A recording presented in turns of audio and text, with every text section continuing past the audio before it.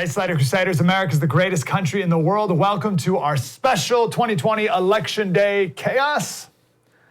I think at the end of the special, we won't need a question mark at the end of that. It will be chaos. We're going to talk today to a historian, see if there's any precedents for what we're seeing right now with this election, with COVID, with a candidate where half the people in his party think he's going to die in the first term, the whole VP selection process, all that. We'll talk with David Arsani about the left's reaction, what it will be when Trump wins. We'll talk about mail-in ballot, voter fraud, all that stuff. Mark Muscher ran for California Secretary of State a few years ago, and I talked to him on my radio show. I live in San Diego. And he gave just bonkers stories about California voter fraud, like so blatant, so ridiculous, it's out of control. So we'll talk to him in a little bit as well. Let's just speak to this day, though, of what's to come here. So we've all heard the word perfect storm, right? For that term, perfect storm. I think most people think it means, I've always thought it meant, that it's like a surprise collision of events that catches everyone's off guard, right? Like, who knew that this would happen and this, bah, all at the same time? What are the chances of that, right? It's not really what it means, not originally. Sebastian Junger, I love his book Tribal. I think it's just called Tribe. One of my favorite books. Is great. He wrote a book in 1991 called The Perfect Storm. This is his definition of a perfect storm. A well-foreseen event. So I think of it as like something out of nowhere. Nope, it's a well-foreseen event with serious warnings that people saw coming and chose instead to ignore until it was too late and the waves overwhelmed them. This is a perfect storm. We all see it coming. We know election day is coming. It's in the calendar. And I don't think people are thinking enough about what an absolute disaster this day is going to be. Do you remember how bad the Iowa caucuses went? Remember that? I think they just gave up ever even declaring the winner. They're like, whatever. California, in our last primary in March, we rejected 100,000 ballots because because the signature didn't match the one that was on record. But even that's a tricky game. Like, how different does my signature have to be before they're like, oh no, this isn't Mike Slater. Look, here's the signature, and here, like, look, he crossed his T on this one. Like, what does that even really mean? That's super objective. Wisconsin in April, the night before, they weren't even sure if they were going to have an election. They weren't even sure if the polls were going to open because of COVID. Georgia had a primary in June. People were in line till 1 a.m. So election day is going to be ridiculous. Then election night, like half the country, no matter what happens, half the country will lose their minds. Do you remember when Trump won? First of all, the YouTube videos of Trump winning, like, and it goes through all the cable news coverage, and everyone's all excited for Hillary to win, and then the results start coming in, and they start crying and stuff like that. Every once in a while, I watch those videos. They're a lot of fun. But afterwards, absolute hysteria from the left. I remember this claim, I'll never forget this. Some woman truly made the argument, like pure hysterics, that Trump was going to round up all the Muslims and put them in internment camps. Right? And I wonder if any of those people today are like, you know what? That was a little over the top. Maybe I let my emotion get the best of me, but I don't think they will. I think they've maintained 4 years of that same state of hyper freak out rather than admit that maybe they were a little dramatic 4 years ago. And it's only going to be worse when Trump wins again. Now, if Biden wins, Trump supporters are going to claim voter fraud. If Trump wins, people are going to freak out about Russia interference or hacked ballots or voter intimidation. Everyone's going to blame COVID, right? Remember, it was just a couple weeks ago, remember the Twitter hack? Where like 3 guys, I think they were like kids even, like teenagers, hacked into all these famous people's Twitter accounts, like Bill Gates and Elon Musk and Kanye West and Barack Obama. They hacked into these Twitter accounts and sent tweets all at the same time asking for money and all this stuff. Like, this is like a couple kids. Imagine what Chinese or Russian hackers can do. And really, that's not even the point. It's not even what they can do. It's what the media can get people to think they can do. Remember that whole 2016, like Russian collusion, all that nonsense? That started off as Russia hacked the election. Well, no, they didn't. They didn't hack the election. They spent like $100,000 on Facebook ads that didn't change anyone's mind about anything. But it didn't matter, right? It didn't matter what they did or didn't do. It's just the claim. You just made the claim and that's it. And it just eliminates all the legitimacy of the election. I don't know if we've ever had an election where people are claiming it's illegitimate. We'll talk to the historian about that in a little bit. COVID, right? People need to be 6 feet apart from each other. Lines are going to go on for miles. And who usually works at the polls? Usually it's older people. They may not be doing that because of COVID, so you got extra delays there. So what do you do? That's like nothing. I don't know.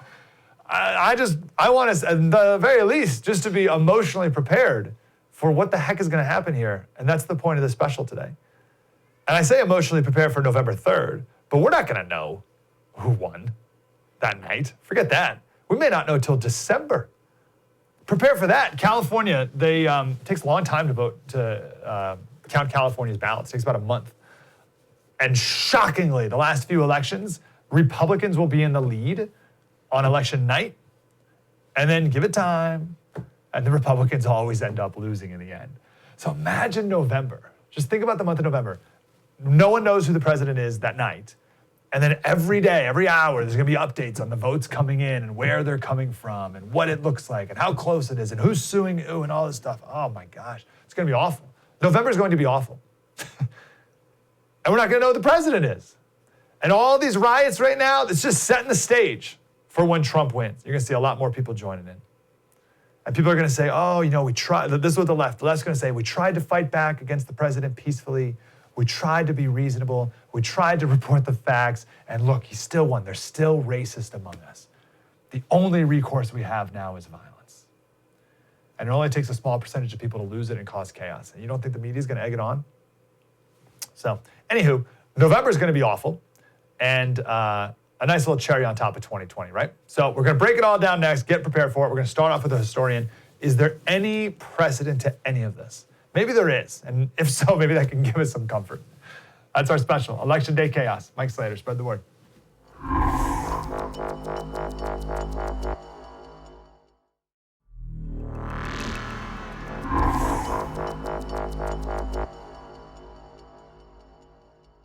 Hey, Slater Crusaders, welcome back to our special 2020 election of chaos, question mark, maybe, probably will be an election of chaos.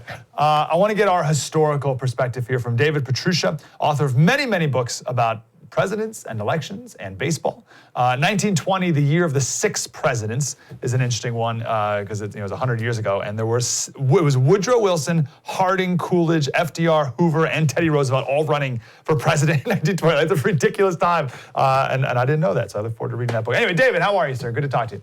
Doing good. Glad to be on. Thank you. So let's just a big picture. Do you see any precedent to what we're going through here? Any parallels going back in history? This is the unprecedented year to break all precedents. Okay. Yes. What we've seen with the vice presidential selection with Joe Biden is once I started to look at it, once I got the call from your producer, chaos is normal. There was a book written a few decades ago now, about the vice presidential process called Crapshoot. Okay? And it really is. And when you see how messed up it is all through history, in, say, 1920. Okay, 1920 is the great year of the smoke-filled room, except that it's not. And when the bosses in the smoke-filled room at the Republican convention that year say, we're going to nominate a guy named Irvine Lenroot as vice president because he's sort of a progressive, he'll be a balance to Warren Harding, the great conservative. And what happens is the a chair of the convention recognizes a delegate, and he stands up on a chair and says, and he's from Portland, I think, to add to the chaos, of course, that he says, I nominate Calvin Coolidge, governor of Massachusetts. And the convention stampedes. The convention literally stampedes and nominates somebody else. In 1924, Coolidge says, well, let's nominate a guy named Frank Loden to be president or to be vice president. And he rejects it. They vote on it, and he rejects it. They have to find someone else. In 1936, they think it's going to be a guy named Arthur Vandenberg. And he says no. And they end up nominating Frank Knox, who was a publisher in Chicago. Knox has already left the convention. Landon, the nominee, never shows up. So none of the nominees are even at the convention. So we've been there before that way. And it's over and over and over and over again like that. 1956 is interesting because Joe Biden is somewhat indecisive this year on naming a vice president. But Adlai Stevenson was the Hamlet of American politics. He couldn't make a decision to save his life. So in 1956, when he runs again, he says, convention, I'm turning it over to you. And Wow. a guy who jumps in and leads on the balloting for a while is a young senator from Massachusetts, and his name is John Fitzgerald Kennedy. Come on, really? He doesn't get it. And that's as late as 1956. So you've got all of those precedents. And then you've got, of course, the bad choices, the people who do not add to the ticket, don't bring you any votes, and are really too controversial. Spiro Agnew with Dick Nixon. Dick Nixon could not stand Spiro Agnew, could not stand to be in the same room with him, but he was sort of stuck with him. And of course, Dan Quayle, who ended up doing very bad in that debate against Lloyd Benson. I knew John Kennedy and you're no John Kennedy moment. You've got to watch out for those moments in those debates. But wow. So the Tom Eagleton decision is the worst. Who's that? He has to. Well, in 1972, when nothing went particularly well for George McGovern, the thing that really did not go well is Tom Eagleton was a senator from Missouri, Democrat senator, and he's picked as the vice presidential candidate after a bunch of people say, no, we don't want to go down with this McGovern ship. But Eagleton says yes. But he doesn't tell. And the vetting process was not as rigorous. And, McGovern and Eagleton had served in the Senate together. So it's like, yeah, I know this guy. What's to vet? Well, the thing to vet was in the 1960s, he had gone electroshock therapy for depression. And McGovern says, I'm in back of Eagleton 1,000%. And then he goes, I'm in back of him 0%. And that's how you get the McGovern Sergeant Shriver, the Kennedy in-law ticket going on there. So it can be, and also when you name a candidate, when you box yourself into something, say it's going to be a woman, months before that, Ronald Reagan tries a move to secure the nomination in 1976 by naming a senator named Schweiker from Pennsylvania, a moderate, to get convention votes for Pennsylvania. That does not work. And 4 years ago, Ted Cruz, Carly Fiorina, do you remember? That was a ticket for about 5 minutes. And that didn't work either. So when you look at the whole range of things for the last 100 years, you see how incredibly complex and difficult to predict the vice presidential process is when you think, well, it should be easy because one guy gets to pick. And no, actually, for a long time, one guy didn't get to pick. It was the convention. One thing I'm picking up from this, and this does bring me comfort, I hope, let me know if you think this is true, is as much as we think today's chaotic, there's always been at least a certain level of chaos. Things in our republic have never really gone smoothly, huh? No, it's as Bismarck said, politics, is like making sausages, and you don't want to see how that's done. Okay, you don't want to see how it is in the back room because, before you know it, you're finding all about John Kennedy's love life or something, or any number of things that go on. But you're finding out about Watergate, for God's sake. Yeah. Can we go back to 1920? Because not only 100 years ago, but they were coming out of the end of the Spanish flu, right? So you had 1918 Spanish flu. It's 2 years later. Was there any effect of the Spanish flu in the 1920? And then also maybe the 1918 primaries and election. What about that? Yeah, we think about that because of flu. But what was going on in 1920 more so was the economy. It's not the flu, stupid. It's the economy, stupid. The economy was very bad. What was called the cost of living then was going through the roof. I think we're going to see that next year with inflation. We're going to pay the price for all this printing money. But the inflation, unemployment, anarchy. people are getting blown up by anarchist bombs back then. The Attorney General of the United States, A. Mitchell Palmer, has a bomb brought to his house by an anarchist. It blows up. It blows up on the middle step of his house, causing this guy to get blown to bits, the anarchist bomber. And part of his scalp ends up on the roof of the house across the street, which belongs to one Franklin Delano Roosevelt. What? Yes. What are you talking about? Now, every once in a while we have historians on and they just make stuff up. You know what I mean? You don't have to make. What are you talking about? Yeah. That's the craziest story I've ever heard. Yes. Well, in 1920, you have a guy who is not maybe in his basement. He's got the whole White House to hang around in. Woodrow Wilson, who wants a third term, there's not too much he can do about it. He's had a serious stroke in 1919 and is in seclusion. His wife is they say, the first woman president of the United States, because hardly anyone is seeing him at all. One guy who does see him, one member of the press sees him for about a whole year, and his name is Louis Seibold. He's a reporter with the New York World, which was a Pulitzer paper, and he prints an interview with Wilson, and everyone goes, "Oh, Wilson is so sharp. He's really right on the ball. There's nothing to worry about, the fact that we haven't seen our president for like a year, okay?" Wow. And it's made up. It's totally fake news. The answers to the questions are written out by essentially the president's chief of staff, a guy named Joseph Tumulty. And the real kicker is this: Seibold, the author of this hoax, wins the Pulitzer Prize for it. Whoa.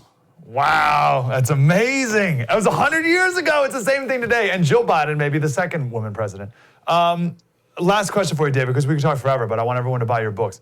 I worry, I'm concerned, that there is a strong air of illegitimacy to whatever the election results are going to be. And people are, either side, doesn't matter who wins, they're going to blame COVID, they're going to blame Russia, so obviously you're not going to be happy when the other side wins, but I've never seen you didn't even really win. Do you have is there any precedent for that, for illegitimacy of an election result? I think you've got to go all the way back to the worst case scenario, which is 1860, which is, it's legitimate, Lincoln won, but we don't want any part of what's going to happen under this Republican administration, and we're out of there. And look at how the Democratic Party split into three that year, so that when Lincoln wins, he's winning with a very small amount. There's no mandate there. But he's got the Congress, he's got the presidency. The South is really, they regard him as a menace, and they secede, and you've got 600,000 dead. I hope to God we don't come to anywhere near there, but we are in a bad mental and political state right now. Yeah, freaking out about an election result is one thing, but claiming it's illegitimate is another, and I fear that stage is being set. David Petrusha, many books, but go by 1920, the year of the 6 presidents, 100 years ago. Beautiful. David, great to talk to you, sir. Appreciate your time. Talk to you. Thank you so much. That's our special 2020 election of chaos. There's a question right there, but I don't think there's much of a question. But I'm glad you're here on the first. We can do it together. Spread the word.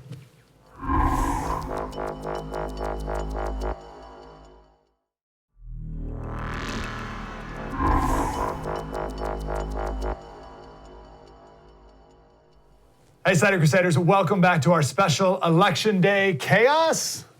The question mark there, but I don't know how much of a question mark it is. I think it's pretty standard. It's going to be chaotic no matter who wins. Or I don't even know if we're going to know who wins in November at all. I want to talk about it with David Arsani, senior writer at National Review, one of my favorite writers. David, how are you, brother?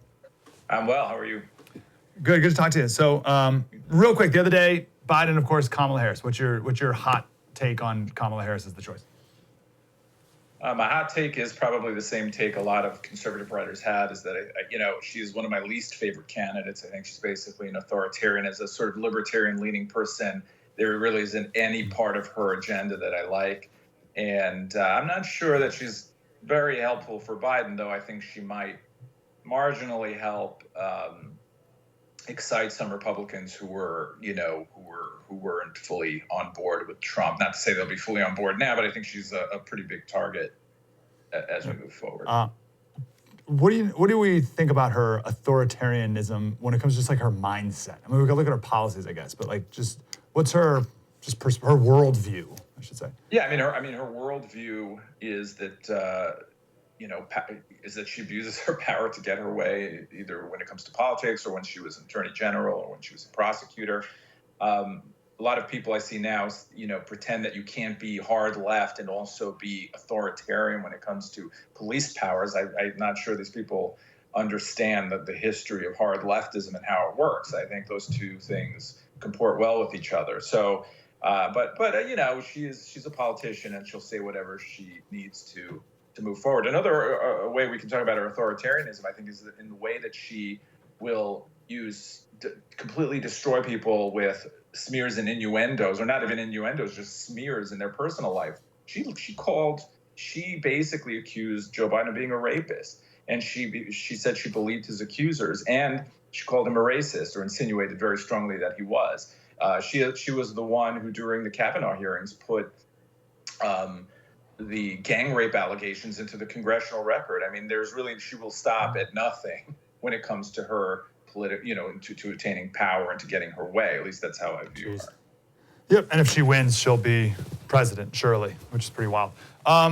So my thought on election night is it's going to be a total disaster, and I don't know if we'll know who wins for a couple weeks. Just looking at how our last few primaries have gone, you throw COVID on top of that, and I think there's going to be this giant air of illegitimacy to the election that I've never seen before. Now that's all pretty doomsday-y, so walk me off the ledge a little bit with that. Oh, no, I can't do that. I think that you're right. Crap. It's going to be worse than that. I mean, you see polls now, independents, Republicans, and Democrats, and I forget the numbers exactly, but I think a majority of each are very close, or some huge number believe that the election won't be run fairly, that in essence they're saying they will not accept the results of the election. And let's be honest, Democrats have never accepted the results of the 2016 election. They claim it was stolen. They preemptively made the argument that the Russians are going to help steal it.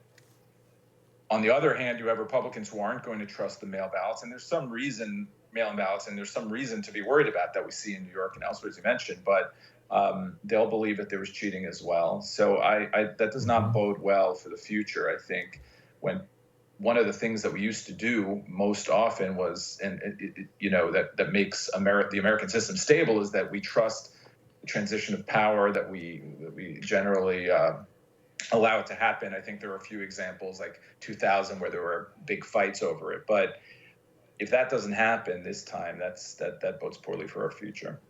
Do you know of any? I can't think of any precedent of that historically, or maybe like our last guest said, he's a historian. He said 1860 was like the last like illegitimate election, and that's not good. And every time I see an article from the left, it's like, oh, Donald Trump may not accept the results of the election. I'm like, yeah, either will you guys. If it goes they didn't accept 2016. Yeah. Right. So on that point, so go ahead. No, I was just saying, in essence, they functioned as if the 2016 election was illegitimate, even though not a single vote was changed anywhere. If now the standard is that if someone sees something online that misleads them, supposedly, and we have no proof that really happened in any big way, then, no election will ever be legitimate, right? Because there's always, in the world of the internet where everything's interconnected, there's always going to be some way for nefarious forces to get in there and mislead people. At some point, people are responsible for their own vote, and that's just how we have to function. This is just an easy excuse to delegitimize the presidency of whoever you don't like, and I'm sure that's going to be the standard moving forward, probably for both sides. So if that was the freak out November 4th, 2016, and you, of course, remember all the he's going to round up Muslims and put them in internment camps, all this whoa, off the chart stuff. If Trump wins, what's the reaction going to be from the left? My concern is it's going to be, everything peaceful we tried to do didn't work. Now we're left with no resort. Again, what do you think? Yeah, I think it's going to be nuts. I just don't know. Just watching some of the people who have broken down, Trump has, broken down. I just can't imagine what the next gear in this, in outrage can be. So much has happened over the past 4 years. I mean, every day there are 5 news cycles. It is scary to think what will happen next. I think he'll just probably be impeached again, and they'll probably try essentially say he's not the real president, and nothing will happen for 4 years. But I don't know. It's hard to tell because I don't know where you go from here, but I could see there being violence. I'm not saying that the Democratic Party is going to say, go out and burn down Chicago, but I think you're going to have a lot of progressive activists who think that Donald Trump is Hitler out there, saying things that are pretty nuts and really, especially as you mentioned, also with COVID, people with pent up anger and frustration just, blowing up in a way that maybe we haven't seen since the 60s. So all that said, what's your advice for conservatives? More just so like a posture of how we should proceed. And I mean, there's a ton of variables, obviously, on how the election turns out and all that stuff. But what's a principled posture and stance we should take as we proceed? Do you mean as far as post-election stuff goes, or just the election itself? Well, we can do both. We can do maybe lead up to and then post. Well, I think that there's a good case to make, that Donald Trump has to make, if he's not, let's pretend he's not tweeting now, that he's just sort of being under control and making arguments he should be making, that Joe Biden, I mean, this is the argument I would make, and it's not a pretty one, but it's the truth. Joe Biden is not what he used to be. There's a cognitive problem there, possibly. So everyone knows. This is what I would say if I was running for politics, which for political office, which I would never do, is that you have someone who's a puppet, basically, and the people behind him are very radical. And these are the people who are going to be running the country. I mean, I would just almost circumvent Joe Biden for the most part, or treat him as a person who's just going to be a puppet, because he's changed his position on so many things already that who says he won't change them right tomorrow when Kamala Harris or whoever else tells him he should do something. And that's how I would conduct the campaign. I think that people aren't scared of Joe Biden as much as they would be scared of, Elizabeth Warren or Kamala Harris or whoever else is behind him. Yep. Even Bernie. We got about a minute or two. Can you talk about the Electoral College for a minute? Obviously, we don't need to do a whole history of, but I reckon that's going to come into play, because maybe there'll be the same thing as 2016, some popular vote versus Electoral College, and whoever loses is going to blame the Electoral College, right? So what's something we need to know and keep in mind about the Electoral College moving forward? Well, it is the only way to be elected president, and it's the only way to be elected president forever. There is no such thing as a popular vote. It's something completely concocted that we talk about that does not exist. It's just wishful thinking. The thing with the popular vote also is that we don't know how that would turn out either. There are tons of Republicans in California who don't vote. There are tons of liberals in Texas who don't go out and vote. The whole entire campaign would be different. The issues would be different. I think it's, I'm a huge fan of counter-majoritarian institutions like the Electoral College, which I think were just inherent in the idea of the founding and are very important. But I realize that many Americans are moving away from that kind of thinking. But still, this is how you win. This is how you should campaign. If you're campaigning for the popular vote, then you're in some fantasy election that's in another dimension. That is not how we run. So I don't see why anyone should apologize for winning the Electoral College. That's what you run for. That's why you go to Wisconsin, and that's why you don't have to keep going to Texas, if you're Donald Trump. So why is the Electoral College good? I like how you said the counter-majoritarian thing. Like, why is it a good thing? Well, obviously it's a very long explanation, but what it does is it keeps the country together. It doesn't allow the majority of people in big states to bully and coerce and lord over small states, which have very different problems, which have very different populations, which view the world differently. That's that's the federalist system, and the Electoral College is one way to help preserve that. It doesn't always come into play, but sometimes it does, and it's an important institution, at least from my perspective, Yeah, our founders were brilliant. David Harsanyi, we could talk forever, brother, but I appreciate your time. Senior writer at National Review, and then David Harsanyi on Twitter, of course. Follow him there. Thanks, David. Appreciate you. Anytime. Thank you. Have a great day. All right, back more of their special Election Day chaos. Spread the word.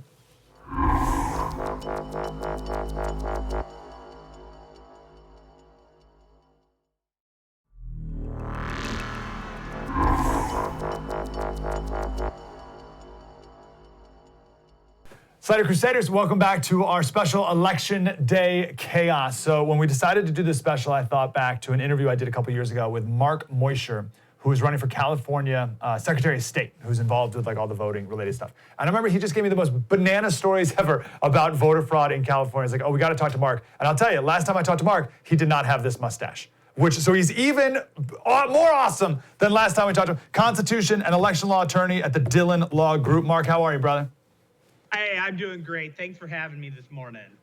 Good to talk to you. Let's start off with some of these crazy stories. So let me start with this one, because this is the one I remember, but I need the details. There was the one about the oldest person in California. Do you have that one off the top of your head?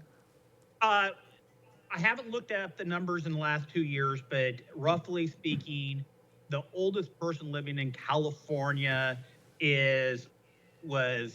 I'm trying to remember now, is like 108 years old, but there's like 19,000 people in the state of California registered to vote who are older than the oldest person living in the state of California. 19,000. So it's 19,000 ballots that are going to be sent out just to those people. Ostensibly, it could be some of these aren't, there's some confusion about who's going to get a ballot, whether you're active, inactive.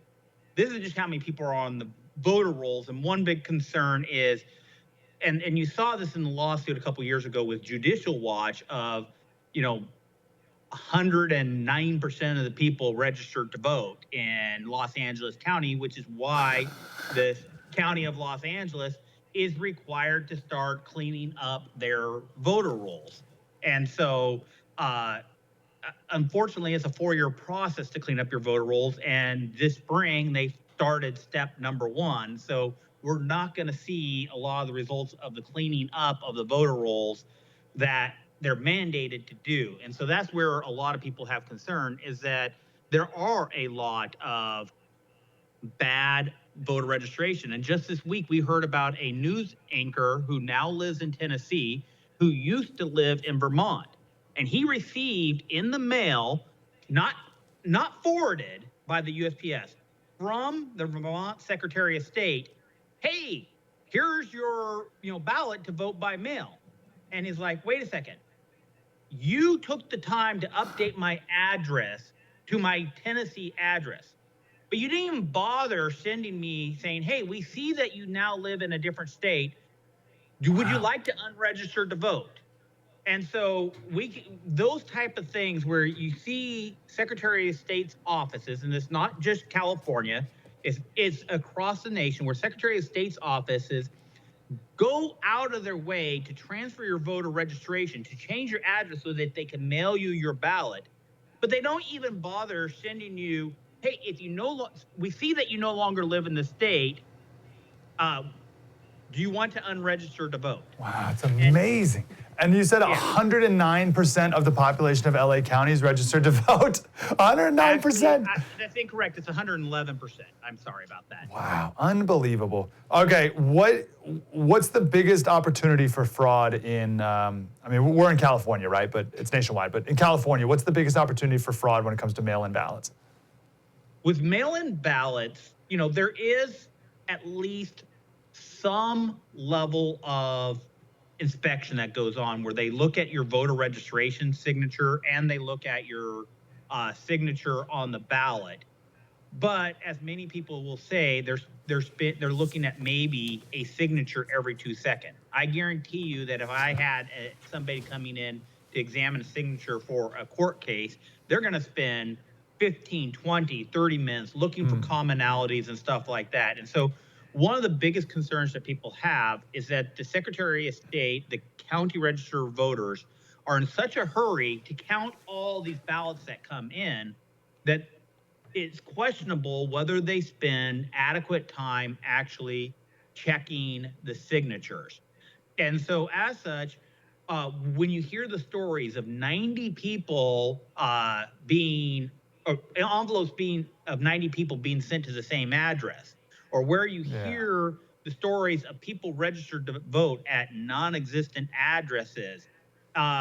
When you hear these stories about non-citizens who get encouraged to register to vote, and then the register of voters don't actually check to see if the person's a citizenship, and they can do that by checking driver's license information, because when they got the driver's license, they had to show proof of citizen, proof that they're properly in the country. But we don't check our databases. And what we see is now, because the Secretary of State does not check other databases, those ballots are now sent, and the person says, oh, I must be eligible to vote. And what's so crazy about that is when that person, that non-citizen, and they could have been a green card, they were entitled to have a driver's license, but not entitled to vote. Now, because we're automatically registering them to vote when they get their driver's license, and the Secretary of State is not actually checking to ensure that you're eligible to vote, and they're automatically be given voter registration information. Now the state is sending you your voter card. You must be eligible to vote, so you vote.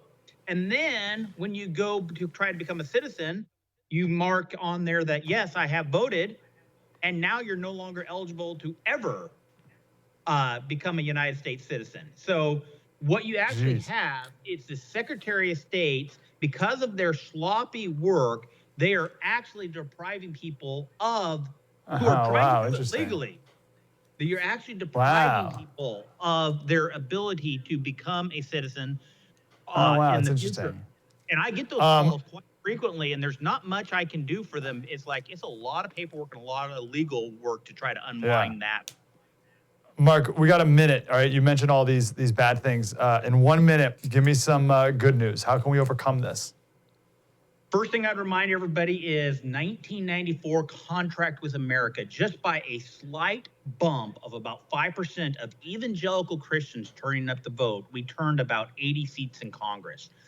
I know in my race in 2018, when I ran for Secretary of State, I lost by a couple million votes, but there was like 8 million evangelical Christians who did not vote. Only about 40% of California gun owners showed up to the vote at the polls. If we want to win, all we have to do is actually start turning out to vote. California is a much more of a 50-50 state. It's just that so many people believe we're so liberal that they're not actually showing up at the polls to vote. And this is going on statewide. The good news is, because everybody's getting a ballot, is so much easier, we may see an actual increase of voting of people of the silent majority who typically stayed home, because they don't have any excuse not to vote because their ballot has been sent. I like that. Let's overcome any potential voter fraud with overwhelming victories. Mark Moisture from Dillon Law Group. Mark, appreciate you, brother. Thanks for the insight and the encouragement. Hey, good to be with you. Have a great day. Mike Slater, Election Day Chaos. We have one more guest coming up next. Ms. Ellis, who's an attorney for the Trump team and Donald Trump himself. We do that coming up. Spread the word.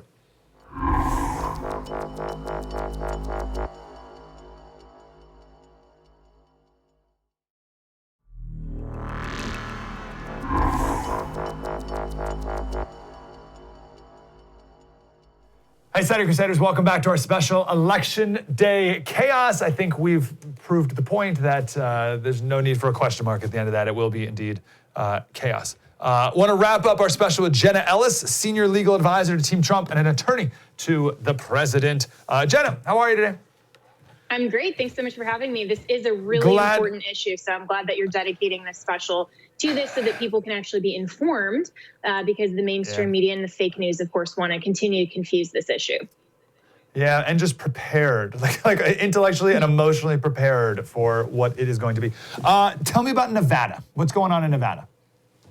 Yeah, so the Nevada General Assembly, about 2 weeks ago, within 72 hours, passed through this ridiculous bill that was signed by the governor, where they're trying to just, about 90 days before the election, completely overhaul how Nevada runs their election. So they're pushing through universal vote by mail, which again is different than absentee. This is Nevada now sending out millions and millions of ballots that are unverified, unrequested, just millions of ballots out to people. And then also on the backside, not only allowing for harvesting of those ballots, but then on the backside, allowing for ballots to be counted well after Election Day. And what they want to do through this bill is to actually postmark and pre-stamp the ballots when they send them, so that then when they're returned, you don't know what the postmark date is, and so then they'll count even days and weeks after the election. So this is just utter chaos, and Nevada right now is the hotbed of everything that is wrong with the Democrats' plan to remove safeguards for election integrity. So the Trump campaign and the RNC is suing, and we are seeking to not only invalidate that law completely, but then also to restrain Nevada's government from being able to actually do any of the things that they want to undermine election integrity in November. Okay, help me understand that again. So they want to be able to count ballots after Election Day. Can you walk me through that again? Yeah, so we know that we have Election Day because Congress has set up the Tuesday in November, the first Tuesday in November, but they want to be able to count ballots that are received well after Election Day. And so this is going to create absolute chaos, because then you don't know really what is the end date to this. And so for days and weeks, are we just going to find more ballots? What's going on? So most states with the absentees that are returned, or for military ballots, for example, they have to be postmarked, or in some states even received by Election Day, so that we can count them. And that just makes sense. But Democrats want to remove that element and that safeguard, so that we don't really have a definitive time frame of election. Hold on. So I was going to say, in California, it just has to be postmarked by Election Day, which means and I think you have to receive it within 3 days or something like that. So it's postmarked on Tuesday, and maybe the election center or whatever gets it by Friday, and it can still be voted. So technically that's still after Election Day. But in Nevada, it wouldn't even have to be postmarked. So what is the end date? What have they said?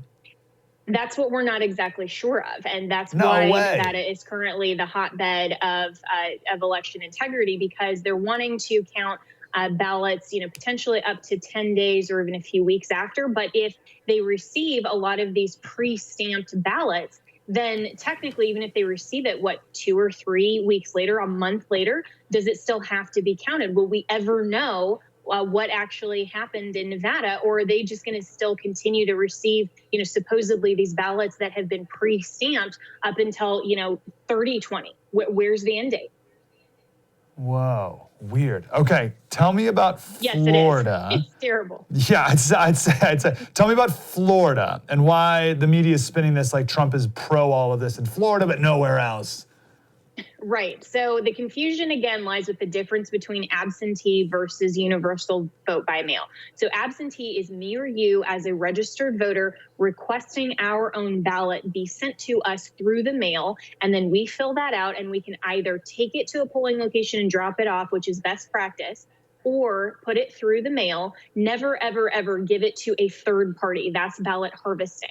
Okay, so absentee is me verifying my identity and my address and receiving my own ballot, 1% requested ballot. And that's what happens in Florida, is that a lot of people vote absentee. That is very different than what's going on in Nevada and other states, and what the Democrats want to do with sending millions and millions of ballots that are unrequested to unverified individuals, unverified addresses, and having the state just send out millions of ballots. We don't know where they're going. We don't know how they're filled out. Just a lot of opportunity for fraud. So the president is absolutely pro-absentee for the people who want to use that particular method of voting that's available in all 50 states. But that's very different, again, from the state just sending out millions of ballots. All right, we got about 2 minutes. Give me one more story like that, good or bad. So, I hope that they will be good, because the Trump campaign and the RNC is very dedicated to preserving and protecting the sanctity of the ballot for all voters. And so we recognize that we are a government of the people, by the people, and for the people. And as we, the people, we get to select and prefer who among our fellow citizens we put in office, from President Trump all the way down ticket. And so you have to ask yourself, why is it only the Democrats who are trying to remove election integrity safeguards? And so they are wanting to allow the opportunity for fraud to manipulate the ballot. And so we have to make sure that we get out to the polls, that we vote. And if you want to help us in that effort, you can sign up at armyfortrump.com. We have the election day operations to make sure that everyone is safe, that their ballot is counted. And you can also go to protectthevote.com to see where we're fighting to make sure that you, no matter who you vote for, your vote is counted. It's counted once, and it's not diluted by fraud. They would say that you, Jenna, are trying to restrict voters by not, like, right, they're the noble ones who are trying to allow more people the right to vote. And you, evil Republican, are trying to prevent people from voting, especially minorities.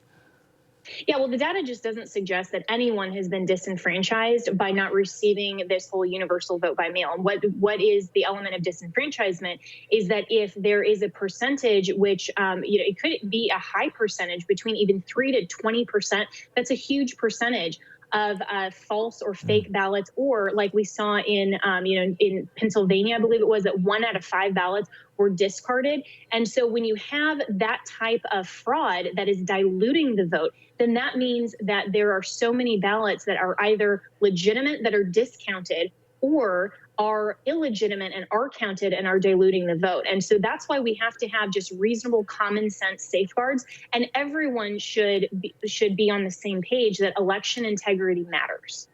Yeah, of course. All right, crazy. Jenna Ellis, senior legal advisor to Team Trump, attorney to Trump himself. Jenna, let's talk again. Like you said, we got 2.5 months or something like that now. So let's talk again when we get a little closer. I'm sure there'll be more madness. Sounds good. Oh, yes. Thank you, ma'am. Election day chaos. Mike Slater, spread the word.